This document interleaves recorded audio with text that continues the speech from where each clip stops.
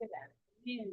This Township of Selwyn Council meeting for June 9th, 2026 come to order. We respectfully acknowledge that we are the Treaty traditional territory of the Nishnawbe and Anishinaabe. We offer our gratitude to the First Peoples for their care for and teachings about our earth and our nation. Beyond teaching. So observe a moment of silence so the council, staff, and members of the public who quietly reflect on our duty to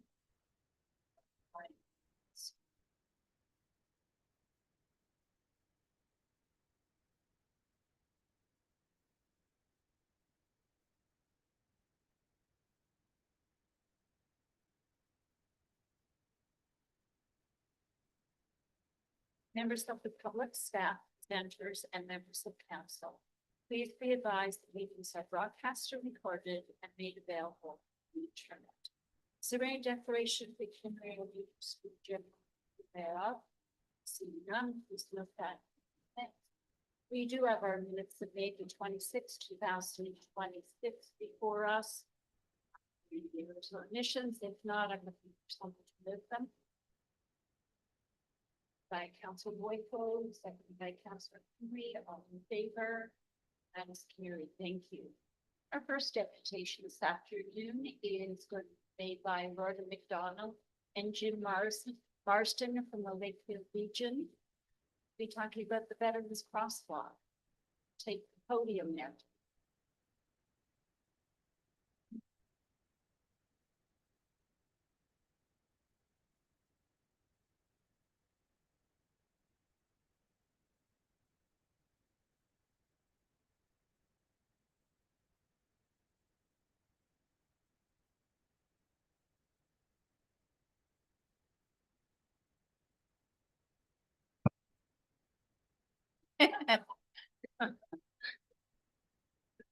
Briefing.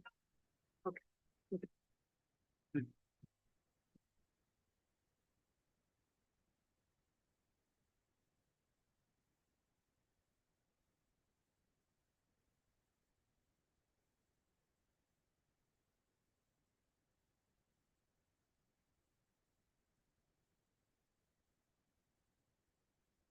Didn't make a good first impression so far.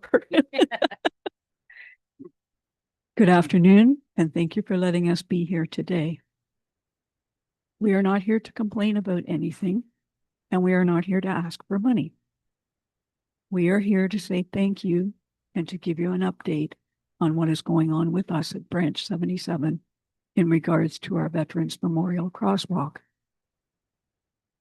Before we begin our update, we'd like to say thank you to Adam Tobin, Mike Richardson, and Angie Chittick for meeting with us in October to get the ball rolling. We'd also like to thank Councillor Brian Henry for his help and encouragement too. The Royal Canadian Legion as a whole is celebrating their 100th anniversary this year. We also got our charter in 1926, and we are proud of our accomplishment too. And so in January, we created a committee to plan what we will do and have done to celebrate our milestone. One of the big goals we had this year was to have a Veterans Memorial Crosswalk put in Lakefield. Jim and I, as past president and president, have been wanting to make this happen for a while now and thought the 100th anniversary of our Legion would be a fitting time. Municipalities across Ontario, including Peterborough, Cobourg, and Dundas, have recently introduced Veterans Memorial Crosswalks, visually expressing gratitude to those who have served or are serving. They are a year-round reminder of sacrifice, courage, and national pride. We are not allowed to use the poppy as a symbol of remembrance if it can be stepped on or driven over.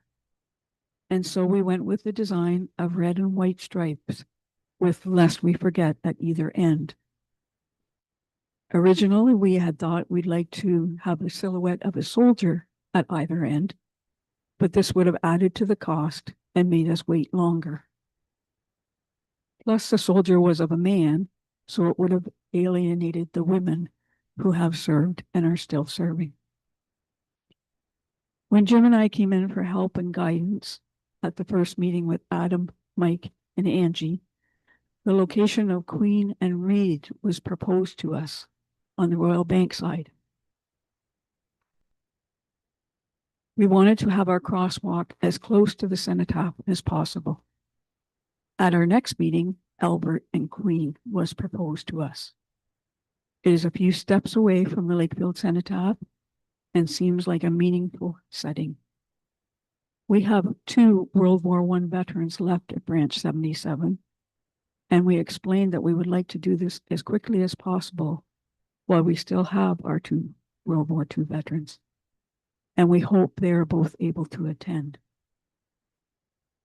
Jim and I, as past president and president, would like to escort them over the crosswalk and have them to be the symbolic first ones to cross it. We've had 2 joint meetings with the township and the county, and we thank Angie Chittick very much for letting the county know what we were planning. We got a call from Angie saying she hoped she wasn't stepping on her toes, but she had reached out to them on our behalf. She then went on to say that the county had agreed to pick up the cost of the first installment. Thank you, Angie. You can. When we had our first meeting with the township and the county together, we met with Doug. We only knew him as Doug, but I might not be saying his last name correctly. Sasiosa? Sakocha. We met with Doug Sakocha and Katie Green and got the chance to thank them for their generosity towards his project. We have started to fundraise for this at the Legion. We haven't raised a lot yet, but we are coming up with ways to make more money to put towards the upkeep that we know we will be required every few years to keep it looking good. To celebrate our 100th, we have sold 100 red maple seedlings this year in honor of our anniversary. We had a 1920s flappers and gangster party on the weekend, which was awesome.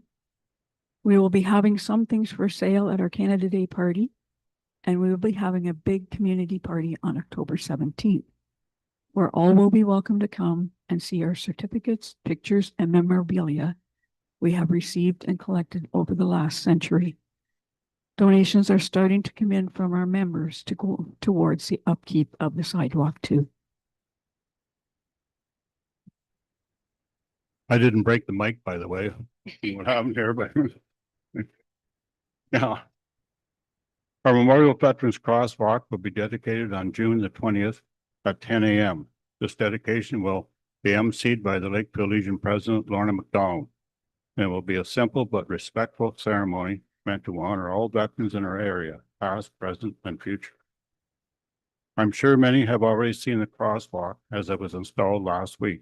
It looks great and was installed while the weather was cooperating and the company doing it could fit it in. We at the Legion could not have gotten this Veterans Memorial Crosswalk done ourselves. So we really appreciate the help of both our township and our county. It was a pleasure partnering with both of you, and look forward to your comments at the dedication ceremony on June the 20th. Thank you very much. Thank you. And to echo that the crosswalk looks great. Does. So thanks for everything you've done with regards to that. Jim, don't go too far away. Because our next presentation is to you.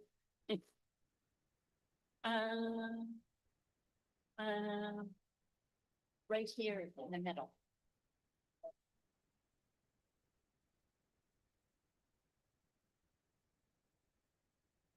So, Mr. Jim Marsden, you have been chosen by our council in the province for Selwyn to receive the certificate with regards to Ontario Senior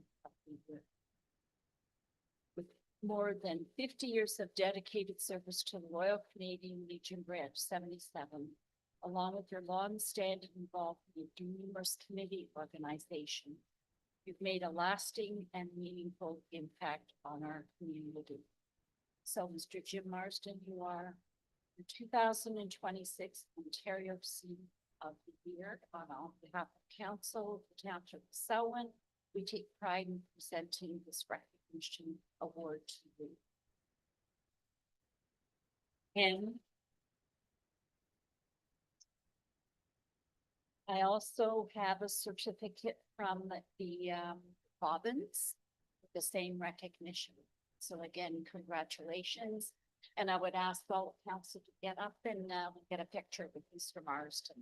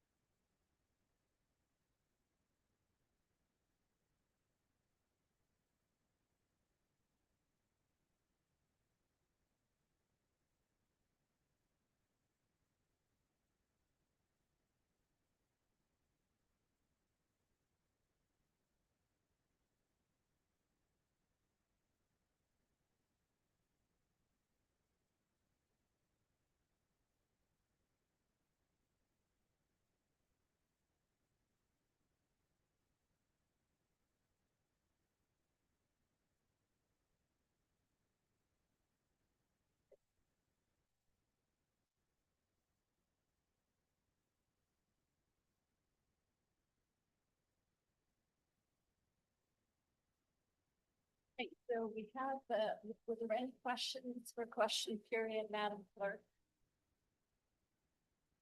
Sorry, no questions. We do have a public meeting at 1:30 and have it earlier than that, so we're gonna move on in our agenda and now deal with our procurement policy update. Thanks. Thank you, Madam Mayor. As Council may recall, we had a new policy that was approved late in 2025 with respect to procurement. At that time, we did know that there was going to be some legislative changes at the province. Moved ahead with that new policy last year. At this time, we do have a number of amendments brought forward, and so thanks to Janice for carrying on and improving the policy and bring forward, and there's generally 3 amendments. One is the provincial legislative change back to Canadian content and Ontario content. The other is coordination between our own policies. Sometimes when you see a new policy come in, we need to make sure that they coordinate. And the other are just some operational changes to allow us to conduct business in a little bit more expedient manner. So with respect to the first one, the Buy Ontario Act, it's just a very straightforward line in there that basically says we need to have regard for that legislative policy, and that we have to comply with it. We recognize that provincial legislation may change from time to time, so it's very general, but we just recognize that as a sector, we need to comply with that legislation. There's with respect to coordination with other policies, we're ensuring that there's a new section with respect to conflict of interest, and that ties back to our township code of conduct policy, so that they work in tandem, especially with respect to solicitation documents. And with respect to the third bullet, to really about operational changes, very similar to, let's say, how the Peterborough does it, and different things like that, allow us to move forward and conduct business in a timely manner. If we've already received authority under the budget, for values of less than $50,000, to move forward and do that, and anything over $50,000, we would move forward and report that next month after that. Specifically in the summer, I'm saying that we think a little bit more problematic for us to try to figure that all out. In this manner, we would just be able to have the tenders closed, they have to close, make an award manager in that specific instance would award that And then at the next meeting, or maybe if coach meeting council, at the next month, we come back and we just have a information point. If at any point, any of those higher amounts were over budget, and if we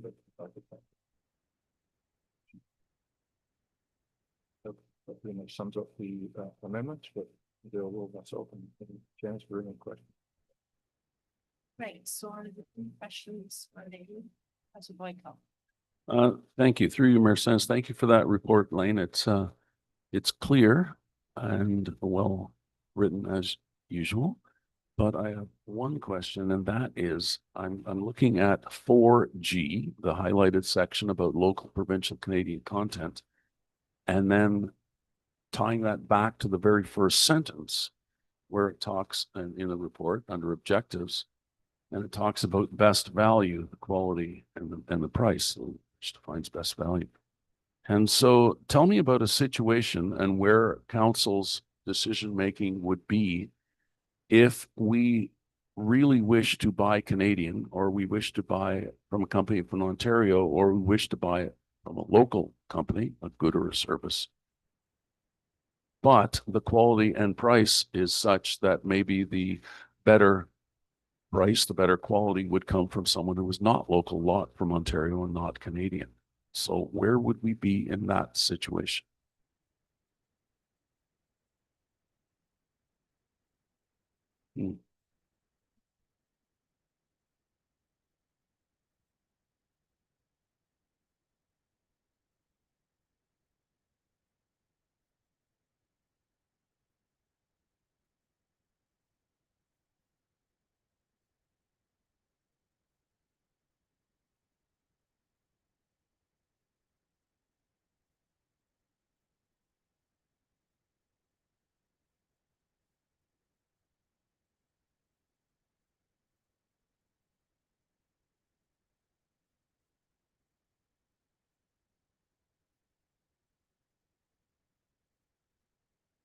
If I could. So I guess there is nothing in the policy, nothing in the document that states I wouldn't assume that it would be a dollar figure, but not a percentage, that if the percentage is such that we are going to pay more for a good or a service in order that it be local.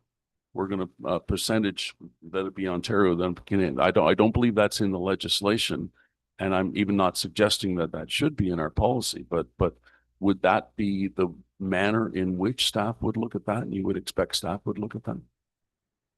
Yeah, I three man, and I think the issue is conformity, right? So long as you conform to that kind of legislation, I'm not sure if you.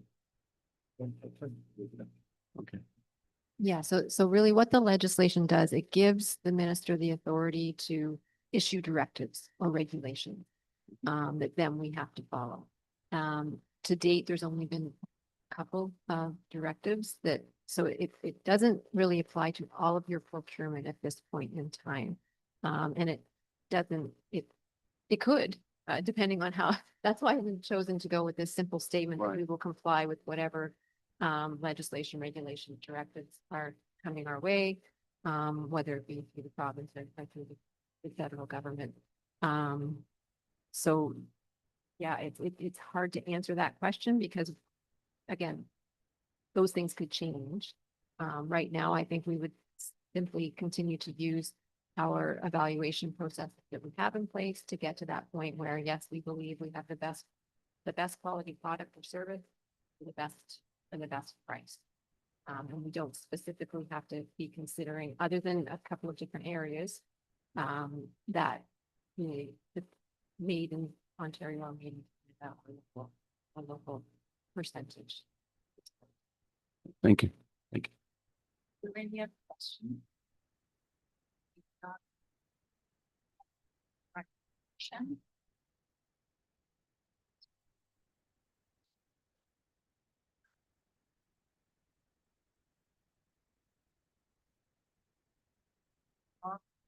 House communicator, which looks really good, by the way.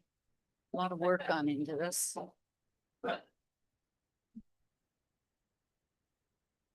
Yes, through you. The council communicator, as you know, is an annual newsletter that goes out to all of our residents, and just highlights the various township activities, and projects that we have ongoing. I will say this year, we probably had enough to fill 4 of these, if not more. So it was really hard to cut and choose certain projects over others. But you have hard copies in front of you, and I'm just looking to see if there is any feedback or any changes that you might like to see before we mail it out at the end of this month. Thank you. Brett around to council, there's a lot of pictures and people appreciate that, and the pictures. And I couldn't even find like one error, so where did proofreading did a fantastic job, because I don't see a comma out of place or anything, so kudos to that. Any other comments? Everybody happy? When is it gonna be mailed? It will be the end of June. The end of June? Yes. Okay, right, can I have someone move the recommendation? Either Councilor Poulos, seconded by Henry, all in favor? Carried, thank you. Now we go to Choa and the link update. Angie. Yes, through you, Madam Chair. When we developed the 2026 budget for Department 25, that's where our transportation services costs are allocated to. We were definitely hopeful to receive provincial gas tax funding. In the deliberations that council had regarding the link and the decision to move forward with the service to April 30th of 2027, we were a little bit cautious that we might not be eligible for gas tax funding. We did, after council made the decision, follow up with the province, and unfortunately have confirmed that we will not be eligible for gas tax funding in the 2025-2026 gas tax funding program year. So unfortunately, we will need to fund that gas tax money that we were hopeful to get through a transfer. We're suggesting a transfer from the general government reserve. This would require a budget amendment. Lane typically does his budget amendments sort of the end of June, beginning of July. So we need some direction from council to have that, so that can be incorporated in to the budget amendment. We did confirm moving forward, in order to receive the gas tax funding, we will need a commitment. Essentially, they're looking for a commitment from council through a bylaw to confirm that we want to move forward with continuing the service. We're committed to providing a report in December. That was a recommendation, was a resolution from council that we bring that forward in December. So that will outline some future considerations for the link, and then it will be up to council of the day to decide how we're moving forward with the link. But just to be very clear, we will need that bylaw commitment, and then we would proceed through the process to actually apply for the formal gas tax funding. So, this is really just a budget amendment, but today, are you sure waiting until December gives enough time to pass the bylaw and the other things that have to happen before we walk step with that? Well, I did reach out to the province and let them know about the timing of our next report when the bylaw potentially would come forward.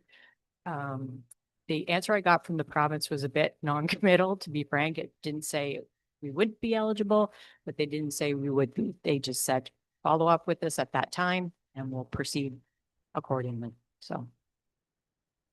Excellent. And that part down the road. Yes. Any questions? Through you. I'm curious, what are they looking for additional, aside from the bylaw? Like it says we needed certain data for our submission? Yes, that's right. So we need, the bylaw is the first step. So essentially, in order to get the gas tax money, they want to know that you're providing the transportation service.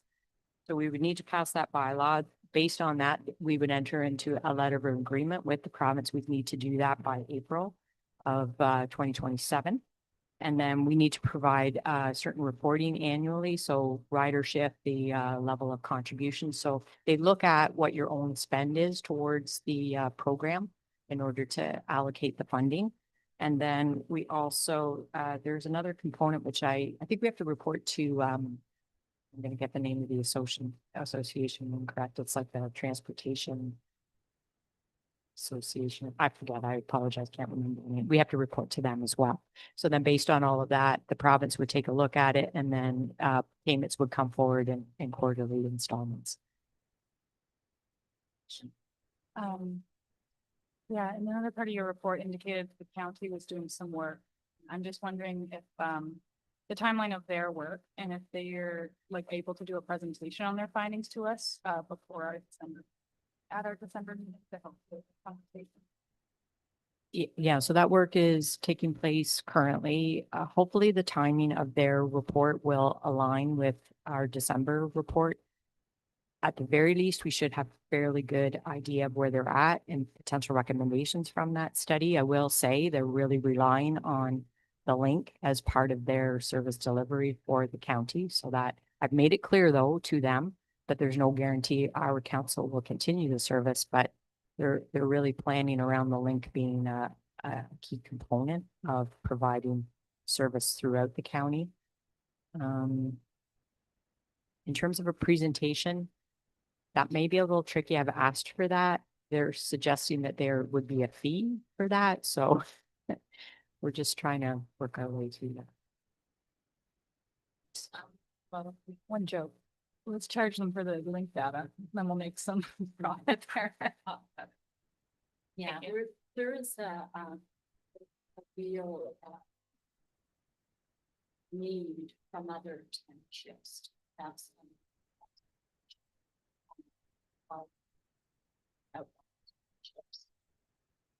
Don't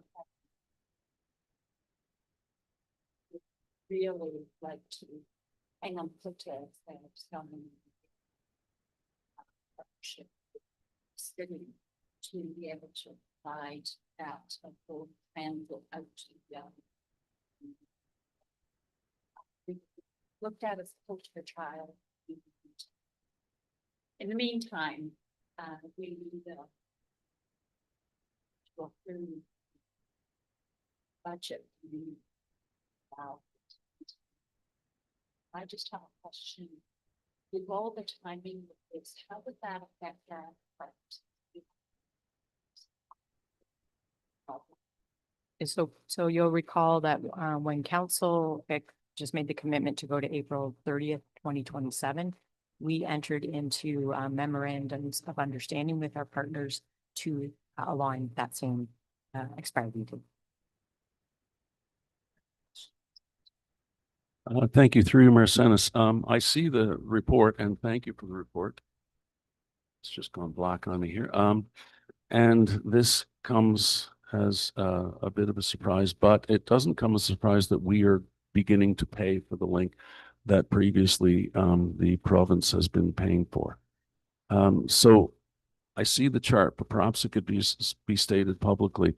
How much, now that we know about the 81, just north of 81,000, how much will Selwyn Township be paying for the link service this year? So if you were to look at the chart, I am.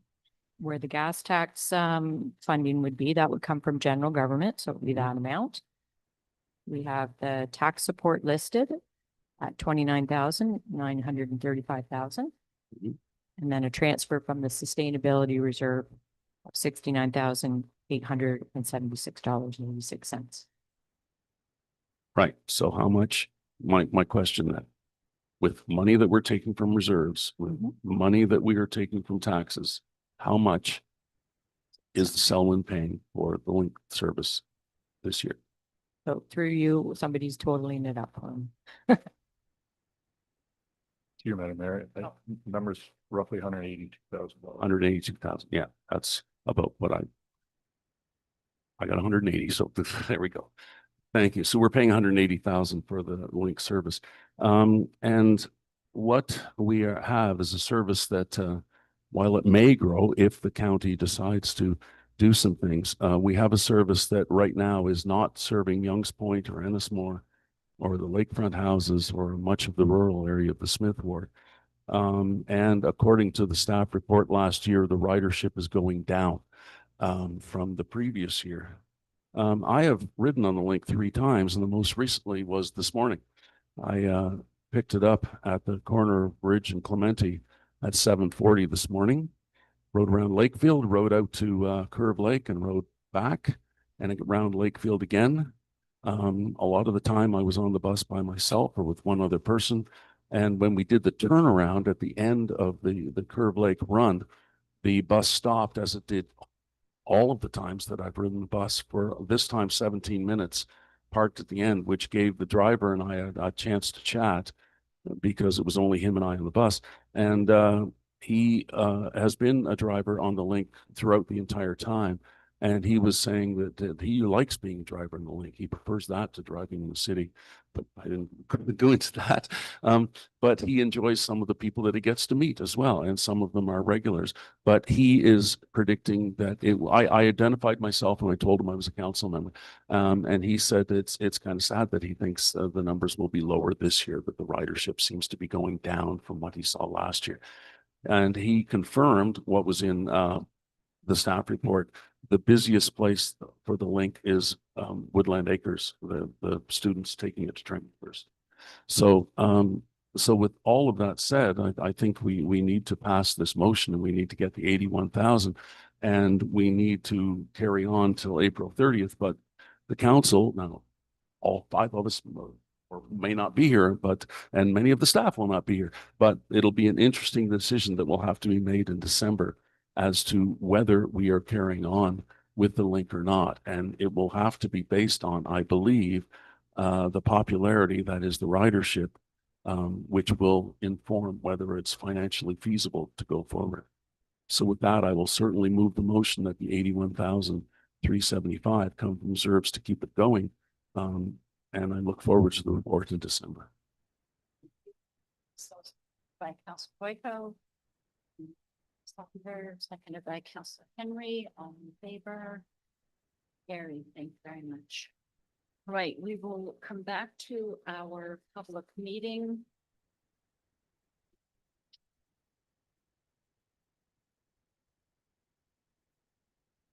This is for official plan amendment and zoning bylaw amendment for part lot 45 concession 16 Old Burley Road. Now I'll pass it over to our planner for the purpose of the meeting. Aaron. Thank you, Your Worship. So the Council of the County of Peterborough and Township Sullivan are holding a joint public meeting today in accordance with Section 17 and 34 of the Planning Act in order to consider one application today. Again, this is, as Your Worship stated, for part lot 45, concession 16. This is a vacant parcel at the south entrance of Old Burley Road and Highway 28. The property is about 2.7 acres. Just as a little bit of background information. The prescribed notice of public meeting was provided via prepaid first-class mail to our residents within a 120-meter radius of the property, subject to the application, as well as by a sign posted on the property. The notices were also available on the county and township websites. I believe the county also had the notice published in the Examiner. The notice circulation complies with the requirements of the Planning Act. If a person or public body would otherwise have the ability to appeal the decision of the Council of the County of Peterborough with regard to the official plan amendment, or the decision of the Council of the Township of Sullivan with regard to the zoning bylaw amendment, but does not make oral submissions at a public meeting or make written submissions to the respective approval authority before the approval authority gives or refuses to give approval to the amendment, the person or public body is not entitled to appeal the decision to the Ontario Land Tribunal. If a person or public body does not make oral submissions at a public meeting or make written submission to the County of Peterborough or the Council of the Township of Sullivan in respect of the applications before the respective approval authority gives or refuses to give approval to the official plan amendment or the zoning amendment, the person or public body may not be added as a party to the hearing of an appeal before the Ontario Land Tribunal unless in the opinion of the tribunal there are reasonable grounds to do so. If you wish to be notified of the decision of the councils of the County of Peterborough or the Township of Sullivan in respect to the proposed amendments, you must make written requests to the County of Peterborough with regard to the official plan amendment or the Township of Sullivan with regard to the zoning bylaw amendment, providing your name and address or email address. So again, I summarized a little bit about this application previously. It's about 2.7 acres. It's a vacant parcel. The zoning and official plan amendments are moving this lot from a recreation commercial designation and zoning to a rural and rural residential zoning in support of potential future residential development on this small lot. In regard to this comment, in regard to comments received, we have agency comments from Alderville First Nation, Enbridge, Hydro One, County Engineering and Construction, MTO, Orca, and Lakeland Health. These agencies have stated they have no concern with the project, with Alderville First Nation providing comments regarding their consultation process and their internal one, as well as requesting involvement with the archaeological assessment process. In support of the application, there was a planning justification report submitted, a stage 1 archaeological assessment, and an environmental impact study. These have been reviewed as needed to the satisfaction of staff. The stage 1 archaeological assessment indicated that the site has low archaeological potential and no further archaeological investigation is needed. I find that the application is consistent with the provincial planning statement and conforms to the county official plan, subject to the official plan amendment, of course. And I do recommend that council support the official plan amendment, with support being county council being advised of such support, and that the zoning bylaw amendment be approved. The general process is that the zoning amendment will kick into effect once the official plan amendment is approved by county council. That being said, by all means, approve the amendment today, if you so choose. Those are generally my comments. If there's any further comments or questions, I can certainly take those. And we also have a county rep, planning department rep here with us today, Jennifer Kleinsmith. Jennifer Kleinsmith here from the county, and we also have Terry Lambshead, who's on county council, that is here virtually. Is there anything you wish to add to the report, Jennifer? Yes, thank you. Good afternoon, everybody. I'm just going to go through a few little additional facts to make sure, for the purpose of the public meeting, we're providing all the necessary and required information to anybody who may be online or who may be live streaming it. So bear with me if some parts are repetitive. And again, welcome Terry Lambshead, who's joining us as a planning representative from County Council online. So as you're aware, the County of Peterborough is the approval authority for amendments to the county official plan. So today's public meeting is being held to consider an application to amend the local component of the county official plan, which contains land use policies for Selwyn Township. The application has been assigned file number 15 OP 26002. It's for vacant lands located at lot 45, concession 16 in Smith Ward along Old Burley Road. The application was received in March 2026 by Evan Leahy on behalf of the owner, Granite Ridge Estates. As Per noted, the Planning Act requires that at least one public meeting be held for OP amendments in order to provide the public with information on the proposal and to solicit public input. The official plan designates these lands as recreation commercial. The OPA will have the effect of changing the designation to rural to facilitate future residential development. The recreation commercial designation recognizes that the shorelines of lakes provide a recreational resource space which is capable of sustaining a moderate level of activities in terms of lodging, boating, fishing, and other outdoor recreational activities. It's the intent of the plan to provide for the continuation of existing tourist establishment and recreation uses, and to provide further development of this component to the local economic base. The predominant land use within this designation is tourist establishments, resorts, and other accommodation uses, marinas, amusement parks, and other similar uses. Ancillary uses include indoor and outdoor recreation facilities, convenience and retail uses, restaurants and eating establishments are also permitted. A single detached dwelling or residence in a portion of a non-residential building is also permitted for the accommodation of the owner. or caretaker. Of note, residential uses as a primary use are not permitted in this designation. So as noted in the application and the submitted planning justification report, property generally doesn't possess the characteristics that would support or encourage the envisioned recreation commercial uses, ultimately limiting its appeal for lodging, boating, fishing, or other outdoor recreation. The site is not particularly proximate to the shoreline. It does not provide direct or convenient water access or provide views to Stony Lake.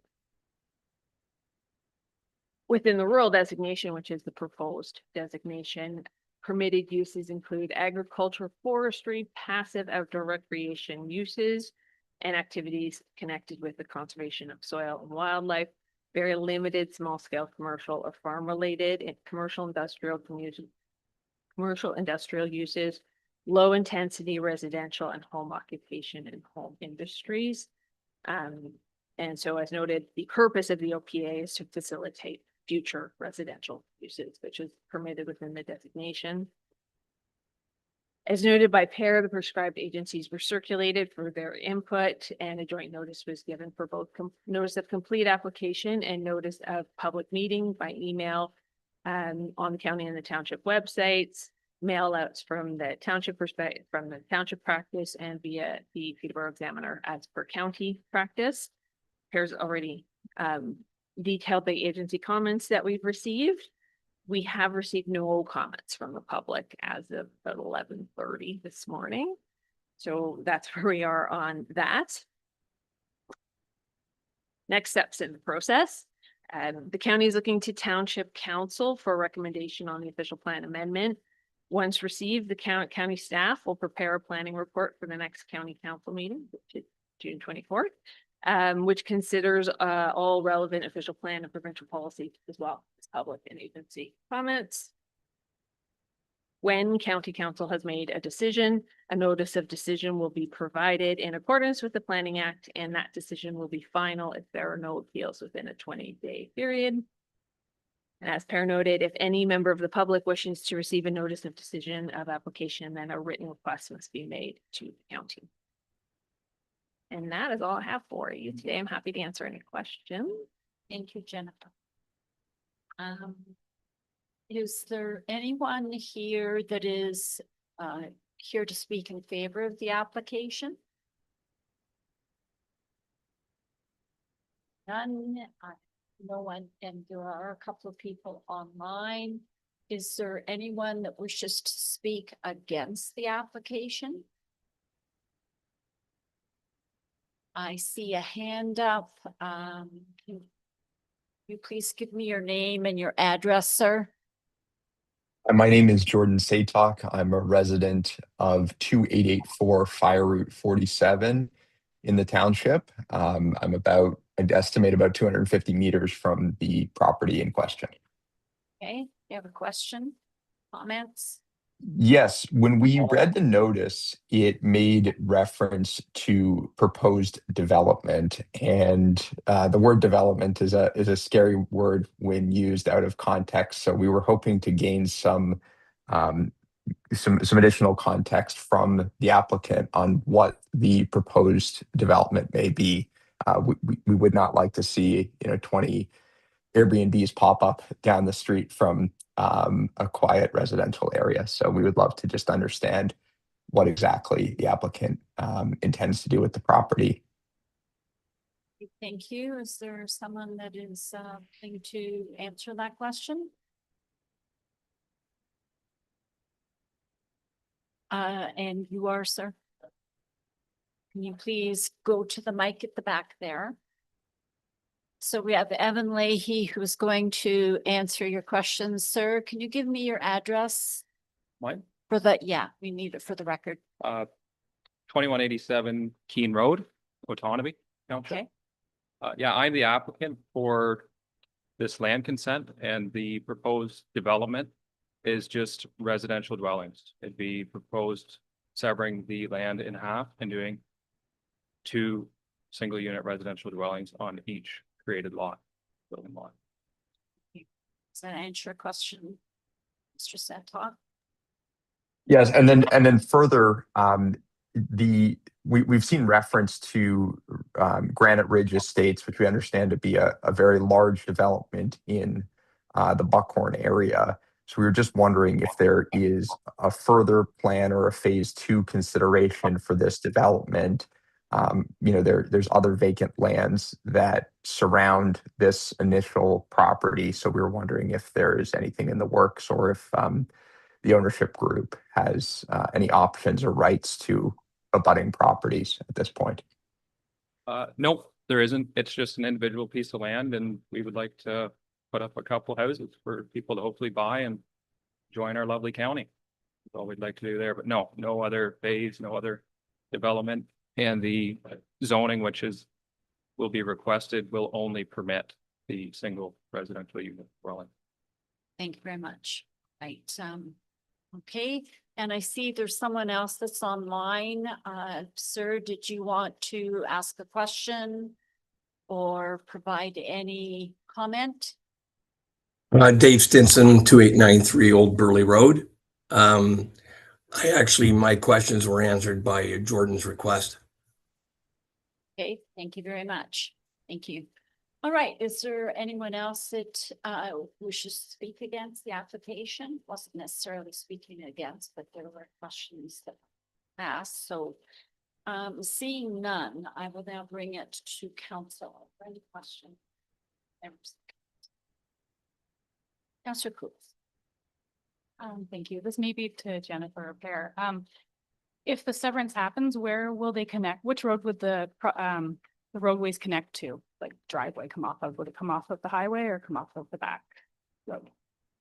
Through you until we have a consent application. It's a little hypothetical, but MTO was circulated on the application and their comments back were, in principle, they have no objection to the application, but they also did flag that no new entrances to Highway 20, direct entrances to Highway 28 would be permitted.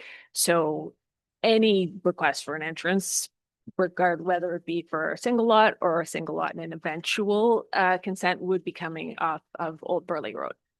Thank you. Any other questions? None. I'm looking for someone to recommendation. Sir Henry, moving it by Councillor Poulos, all in favor. That is carried. Thank you very much. Is there anything anyone wants pulled from consent? If not, can I have someone move the consent items? Councillor Boyko, seconded by Councillor, one of you. Councillor Henry, all in favor. Harry, thank you. All right, under other new and unfinished business, a couple of announcements.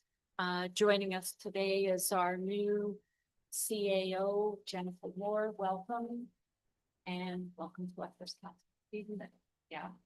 And also want to congratulate my colleague here. Found out last night that she's now Dr. Mayor. And that is very impressive. Congratulations.